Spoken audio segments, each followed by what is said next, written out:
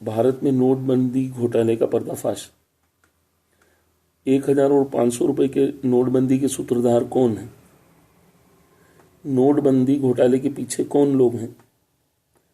नोटबंदी घोटाले को किसने और कैसे करवाया संचालित?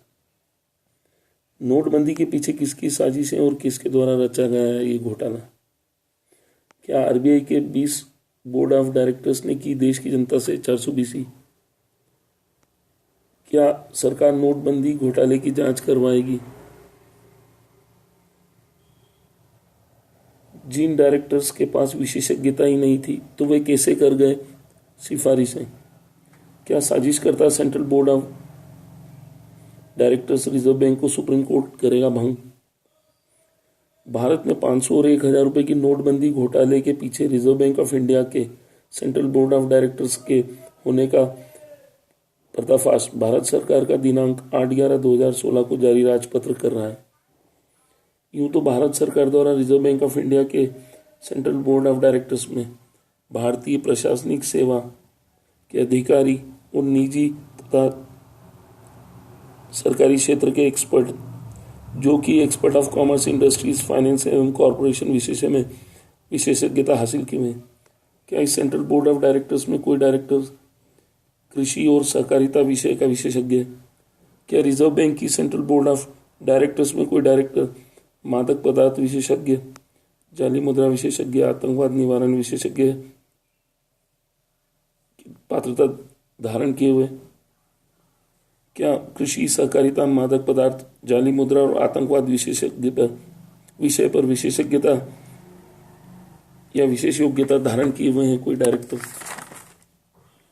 चिंता का विषय है कि रिजर्व बैंक ऑफ इंडिया के जो सेंट्रल बोर्ड ऑफ डायरेक्टर्स हैं, 20 सदस्यीय सेंट्रल बोर्ड ऑफ डायरेक्टर्स हैं, उनका चयन या नॉमिनेशन, नियुक्ति भी केंद्र सरकार करती है। अब प्रश्न है, क्या सिफारिशें किन से मंगवाई जा सकती हैं? सिफारिशें हमेशा विषय के विशेष योग्यता धारक व्यक्ति से ही मंगवाई जा सकती है। सिफारिशें कौन दे सकता है? विशेष विषय पर वही व्यक्ति सिफारिशें दे सकता है जो सिफारिश देने वाले विषय में विशेष योग्यता रखे हुए हो। सिफारिशें कौन सी स्वीकार की जा सकती है? वही सिफारिशें केंद्र सरकार स्वीकार कर सकता है जो विशेष योग्यता पात्रधारी व्यक्ति द्वारा दी गई हो। विचारणीय विषय है कि भारत सरकार, केंद्र सरकार वर्तमान में रिजर्व बैंक ऑफ इंडिया के सेंट्रल बोर्ड ऑफ डायरेक्टर्स के नाम, उनकी योग्यताएं, उनकी विशेष योग्यताएं, सिफारिशें देने की अधिकारिता को क्या देश की जनता के समक्ष सार्वजनिक करेगी? कौन सा डायरेक्टर मादक पदार्थ, आतंकवाद और जाली मुद्रा में विशेष योग्यता धारण किए हुए और पात्रधारी तथा सिफारिशें देने के लिए अधिकृत है?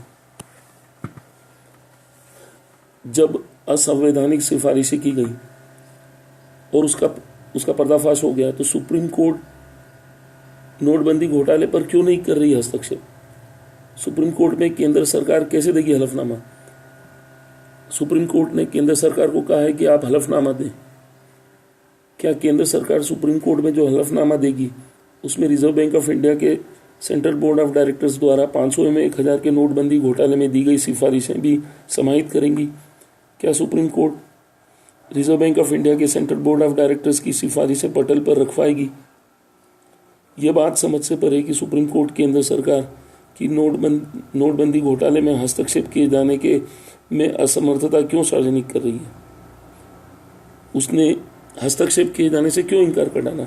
क्या अब असंवैधानिक सिफारिशों के आधार पर हुए नोटबंदी घोटाले के पर्दाफाश हो जाने पर सुप्रीम कोर्ट हस्तक्षेप करेगी?